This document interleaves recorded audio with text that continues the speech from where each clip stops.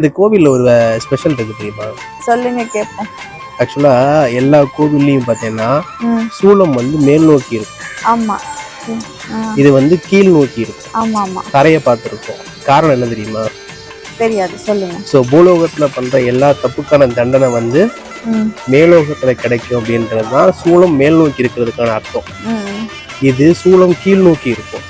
அப்ப என்னன்னா இங்க பண்ண தப்புக்கான தண்டனை இங்கேயே கிடைக்கும், அதை நான் கொடுப்பேன்டா அப்படின்னு சொல்றதுக்காக இதை கீழ் நோக்கி பிடிச்சிருக்கா. ஆமா.